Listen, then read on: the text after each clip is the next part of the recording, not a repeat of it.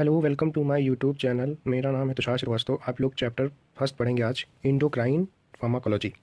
पहला चैप्टर है ये एम फॉर्म एडवांस फार्माकोलॉजी का। इसमें अब ये चैप्टर है इंडोक्राइन फार्माकोलॉजी, ठीक है। अब इसमें हमको पढ़ना है कि कुछ इंडोक्राइन फार्माकोलॉजी से जुड़े हुए पॉइंट्स हैं, ठीक है। पहले इंडोक्राइन फार्माकोलॉजी की डिफिनेशन क्या होगी। Endocrine pharmacology is a branch of pharmacology, मतलब endocrine pharmacology is a branch, एक ब्रांच होती है फार्माकोलॉजी की, that focus on the study of drug that affect the endocrine system. इसमें फोकस किया जाता है on the study of drug, मतलब ड्रग से related, that affect the endocrine system, जो कहाँ पे अफेक्ट करता है, इंडोक्राइन सिस्टम के ऊपर। इंडोक्राइन सिस्टम मेनली जो होता है वो क्या करता है, हार्मोन को सेक्रेट करता है। ये जो होते हैं इंडोक्राइन ऑर्गन जो होते हैं, जैसे थैलमस हो गया, ठीक है, और क्या कहते हैं इंडोक्राइन सिस्टम में मेनली हम लोग थैलमस पढ़ते हैं, थायराइड ग्लैंड पढ़ते हैं, काउपर्स ग्लैंड पढ़ते हैं। बहुत सारी ग्लैंडें आती हैं जो कि क्या करती हैं, ये डक्टलेस ग्लैंड होती हैं। जो इंडोक्राइन ग्लैंड होती हैं कैसी होती हैं, डक्टलेस ग्लैंड, मतलब इनमें क्या कहते हैं, डक्ट नहीं पाई जाती है, ठीक है। अब इंडोक्राइन सिस्टम होता क्या है, ठीक है, इंडोक्राइन सिस्टम के बारे में थोड़ा सा जान लेते हैं, ठीक है। Endocrine system comprises of gland, मतलब comprises of gland that secrete. Endocrine system क्या सेक्रेट करता है, hormones into the blood stream. कहाँ पर सेक्रेट करता है, ब्लड स्ट्रीम में, to regulate various physiological process. और जो ये हार्मोन सेक्रेट कर रहा है, ये क्या रेगुलेट कर रहा है, वेरियस फिजियोलॉजिकल प्रोसेस। हमारे शरीर में बहुत सारी फिजियोलॉजिकल प्रोसेस होती हैं।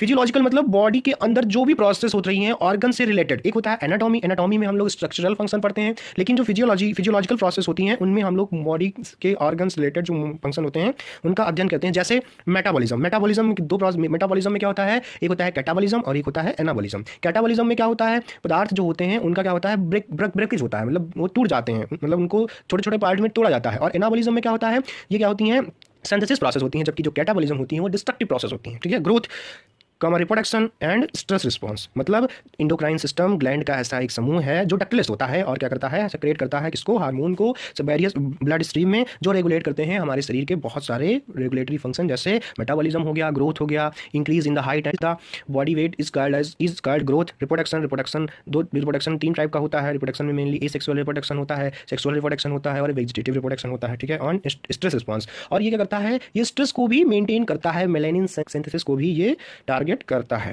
दूसरे शब्दों में हम क्या कह सकते हैं कि इंडोक्राइन फार्माकोलॉजी जो होती है वो क्या होती है, डील्स विद मेडिकेशन, मतलब deals with medication that mimic, मतलब जो मिमिक करती है। मिमिक का मतलब होता है कि नकल करना, किसी दूसरे की क्या करना, नकल करना, ठीक है। दैट मिमिक ब्लॉक मतलब रोक देना, और modify the action of these hormone, या क्या कर देना, modify the action of these hormone, मतलब इन हार्मोनों के एक्शन को क्या करना, मॉडिफाई कर देना। मॉडिफाई का मतलब अल्टर कर देना, चेंज कर देना, मतलब ब्लॉक कर देना या फिर क्या कहते हैं, इंक्रीज कर देना, ठीक है।